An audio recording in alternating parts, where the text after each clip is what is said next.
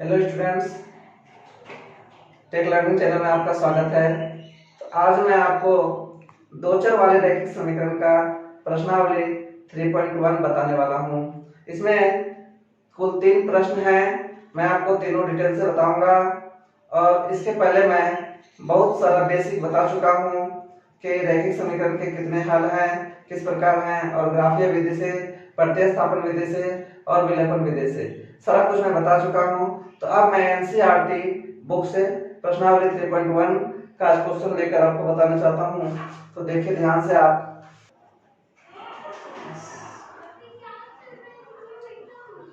स्थिति को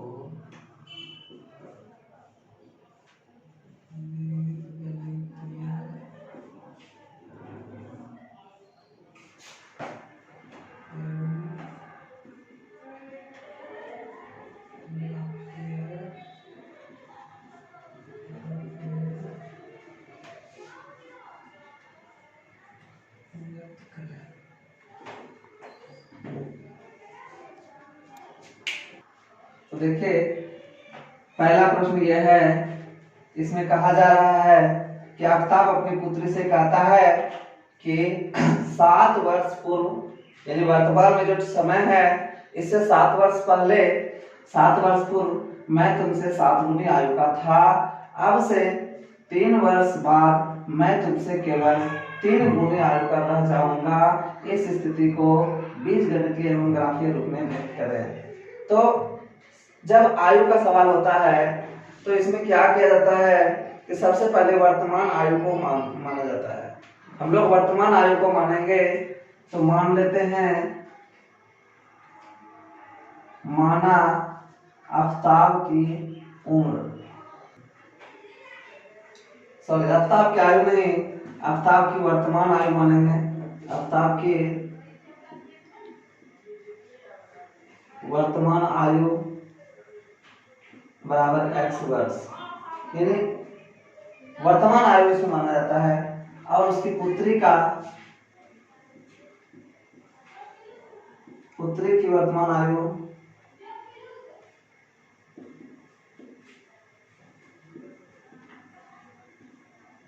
बराबर y वर्ष। तो इस प्रकार में दोनों का वर्तमान आयु मान लिया। अब देखिए प्रश्न में लिखा है 7 वर्ष पूर्व।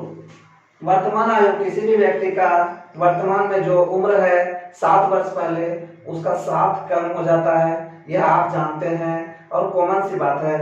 तो इसमें दो व्यक्ति का चर्चा है, एक आफ्ताब और उसकी पुत्री। तो 7 वर्ष पूर्व आप समझ रहे हैं कि दोनों का उम्र कम होगा, ना कि केवल आफ्ताब का या उसकी पुत्री का। तो दोनों की उम्र में 7 कम कर देंगे। तो यहां लिखेंगे 7 वर्ष पूर्व, 7 वर्ष पूर्व। तो 7 वर्ष पूर्व जो है, देखिए आफ्ताब की आयु कितनी होगी, ये होगी x-7 वर्ष। और पुत्री की आयु कितनी होगी, पुत्री की आयु होगी y-7 वर्ष। इस प्रकार दोनों का उम्र देख लिए। 7 वर्ष कितना होता है, 7 वर्ष पूर्व। अब देखिए यहाँ पर क्वेश्चन है 7 वर्ष पूर्व मैं तुमसे 7 गुनी आयु का था। इस बात को समझिए, मैं तुमसे 7 गुनी आयु का था। तो बिल्कुल आसानी से कीजिए प्रश्न को हल। देखिए ध्यान से मैं क्या करता हूँ, पहले दोनों को x-7 और y-7 को लिख दिए, बीच में इक्वल का निशान लगा दिए। अब देखिए 7 गुनी आयु का था, कौन था, इसका पिताजी था, ये पिता का उम्र है। तो 7 वर्ष पूर्व इसका पिताजी 7 गुनी का था, ये नहीं था। तो इसका पिताजी जब 7 गुनी का था, तो यदि मैं इसमें 7 से गुना कर दूं, इसका पिताजी तो 7 गुना है ही, और अगर मैं इसमें 7 से गुना कर दूं तो ये दोनों का उम्र क्या हो जाएगा, इक्वल हो जाएगा। तो मैं ऐसा करता हूं, आप समझ गए होंगे। एक बार फिर से देखिए 7 वर्ष पूर्व इसके पिता 7 गुनी का है, इसके पिता 7 गुनी उम्र का है। तो पिता 7 गुनी का तो है ही, बड़ा है ही। इसकी ना बेटी में यानी पुत्री की उम्र में अगर 7 से गुना कर दें तो दोनों का उम्र बराबर हो जाएगा। बस यही हुआ कंडीशन, यही कंडीशन यहाँ पर लिखा हुआ है। अब देखिए इसको सॉल्व कर लीजिए।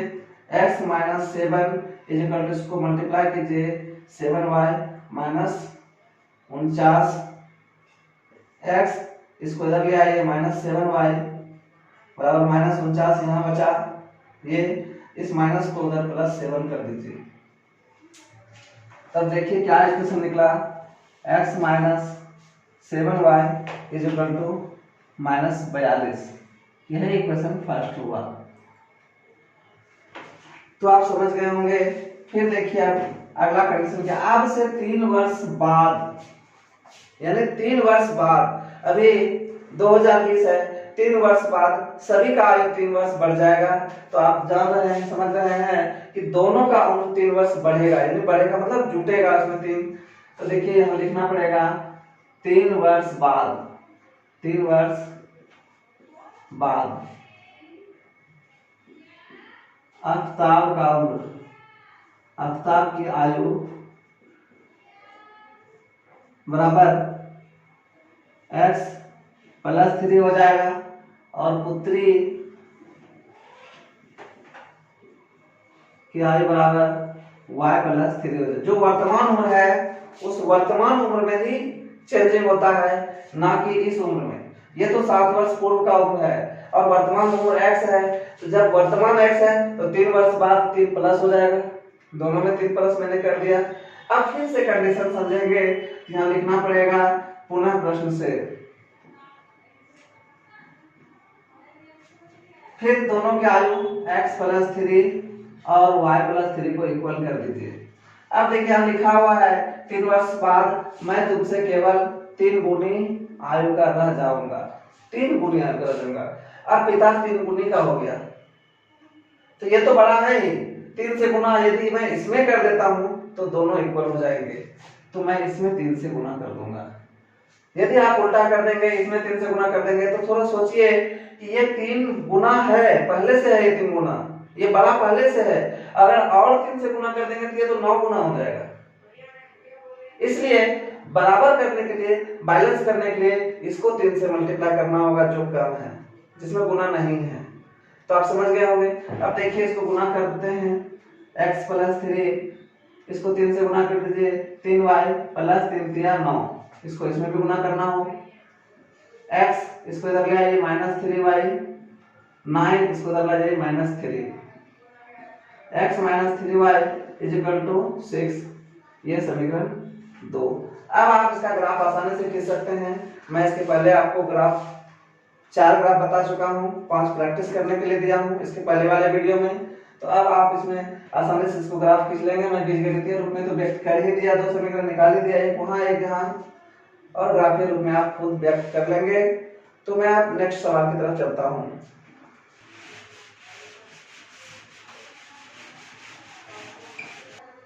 तो देखिए दूसरा प्रश्न है, क्रिकेट टीम के एक कोच ने 3900 रुपये में 3 बल्ले तथा 6 गेंदें खरीदी। 3900 रुपया खर्च किया, उसमें 3 बॉल और 3 बैट्स और 6 बॉल्स खरीदा। 3 बल्ले और 6 गेंद इसने खरीदा 3900 रुपया में। पहला प्रश्न ये है। दूसरा है, बाद में उसने एक और बल्ला तथा उसी प्रकार की 2 गेंदें 1300 रुपये में खरीदी। बाद में एक बल्ला खरीदा और 2 गेंद खरीदा, उसमें खर्च हुआ उसको 1300 रुपया। यही 2 प्रश्न है। अब देखते हैं ध्यान से इसको किस प्रकार हल करना है।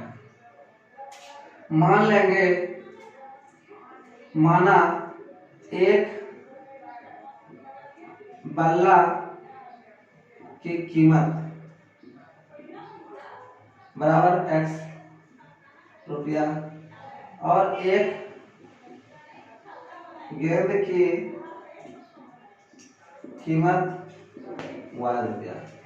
अब आप देख चुके हैं, यदि एक बल्ला की कीमत x रुपया है तो 3 बल्ले की कीमत 3 से गुना हो जाएगा, 3x हो जाएगा, और 1 गेंद का कीमत y रुपया है तो 6 गेंद का कीमत 6 से गुना हो जाएगा, और ये कुल मूल्य इसका 3900 रुपया है।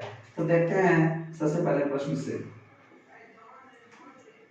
से 3 बल्ले का मूल्य 3 बल्ले का मूल्य प्लस 6 गेंद का मूल्य बराबर 3900 रुपया है। तो एक बल्ले का कीमत यहाँ पर आप देख रहे हैं x है, तो 3 बल्ले का कीमत 3 गुना x हो जाएगा प्लस 6 गेंद, एक गेंद का कीमत y रुपया है, तो 6 गेंद का कीमत 6y हो जाएगा और कुल कीमत 3900 रुपया दिया हुआ है। आप यहाँ से इस समीकरण को आसान करने के लिए 3 कॉमन भी ले सकते हैं और नहीं भी लेंगे तो कोई इशू नहीं होगा। तो 3 यदि कॉमन लेते हैं तो क्या होगा, देखिए x plus 2y is equal to 3900। 3 से इसको कटा दीजिए, 13 तिया 39, x प्लस 2y बराबर 1300। ये पहला प्रश्न, पहला समीकरण हो गया। अब दोस्तों पहला समीकरण इससे बना लिए। अब दूसरा समीकरण मैं यहाँ से देखिए बनाता हूँ, तो आप ध्यान से देखिए, लिखूंगा पुनः प्रश्न से, पुनः प्रश्न से, पुनः प्रश्न से। एक बल्ला का मूल्य, एक बल्ला का मूल्य प्लस 2 गेंद का मूल्य, 2 गेंद का मूल्य इस बार 1300 रुपया दिया हुआ है। तो एक बल्ला का कीमत x रुपया है, तो यहाँ x ही रहेगा और 2 गेंद का मूल्य 2 से गुना कर देंगे, एक गेंद का मूल्य y है, तो 2 गेंद का दाम 2y हो जाएगा, 2y हो गया। दोनों को जोड़ने से 1300 रुपया प्राप्त हो रहा है। ये हुआ, ये दूसरा समीकरण हो गया, ये पहला समीकरण हो गया। अब आप इसके पहले बताए गए वीडियो के अनुसार आप इसको सॉल्व कर लें। मैं बीजगणितीय रूप में आपको बता चुका हूँ, अब आप ज्यामितीय यानी ग्राफ के रूप में खुद से बनाकर देखें, तब आपको अच्छा एक्सपीरियंस होगा, अच्छी जानकारी होगी। तो अब मैं नेक्स्ट सवाल में चलता हूँ।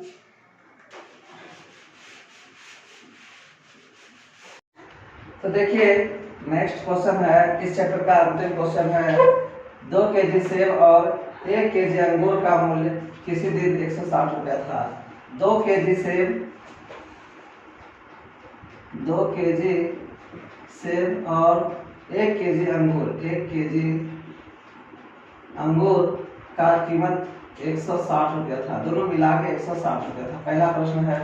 और दूसरा है, 1 महीने बाद जब वही व्यक्ति बाजार जाता है तो उसको पता चलता है 4 केजी सेब और 2 केजी अंगूर का मूल्य 300 रुपया है। 4 केजी सेब और 2 केजी अंगूर का मूल्य उसको 300 रुपये चुकाने पड़ते हैं। तो देख चुके हैं आप इस प्रश्न का शॉर्ट।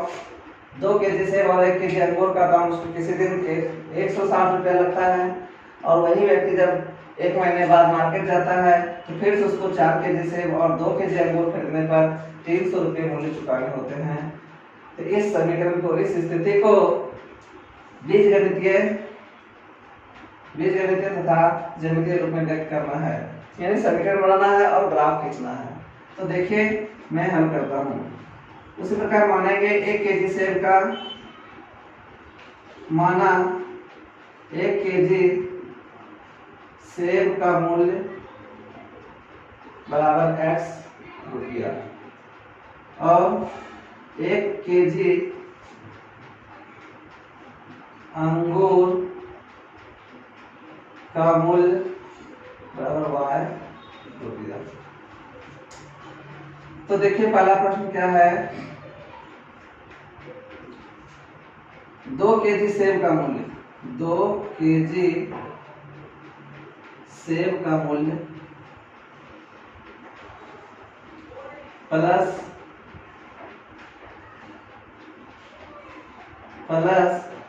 1 केजी अंगूर, 1 केजी